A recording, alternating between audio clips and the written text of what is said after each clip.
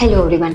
Stress pregnancy પ્લાનિંગને કે પ્રેગ્નન્સીને affect કરે છે? તો જવાબ છે હા, 100%. કેમ નહીં? હવે સ્ટ્રેસ ગમે એ હોય, ફેમિલીનો સ્ટ્રેસ હોય, આર્થિક સ્ટ્રેસ હોય, જોબનો સ્ટ્રેસ હોય, બચ્ચાઓનો સ્ટ્રેસ હોય કે કોઈ પણ જાતનો સ્ટ્રેસ હોય, એ તમારા હોર્મોન્સને ઇમ્બેલેન્સ કરી શકે છે. ઘણી વખત અમુક લોકો ઓવર સ્ટ્રેસના લીધે કેફીનનો ઇન્ટેક કરતા હોય છે, ઘણા લોકો આલ્કોહોલ લેતા હોય છે, ઘણા લોકો સ્મોક કરતા હોય છે. જે સ્ટ્રેસ વાળી વ્યક્તિ છે કે જેને સ્ટ્રેસ વધારે છે, કંઈક ને કંઈક એડિક્શનમાં પડે છે. હું એમ નથી કહેતી કે બધાને એડિક્શન હોય, પણ સ્ટ્રેસ લેવલ તમારી પ્રેગ્નન્સીને અફેક્ટ કરે છે. હવે સ્ટ્રેસ ઓછું કરવા માટે શું કરવું?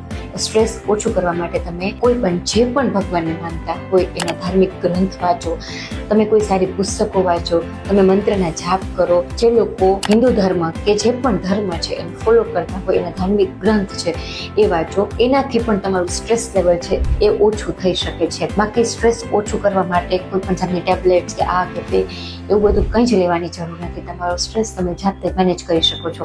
મેઇન વાત, તમે જે પણ વસ્તુઓથી પીડાઓ છો એનો આન્સર ઓલમોસ્ટ તમારા પાસે હોય જ છે. કોઈ પણ વસ્તુ આ દુનિયામાં ઇમ્પોસિબલ નથી.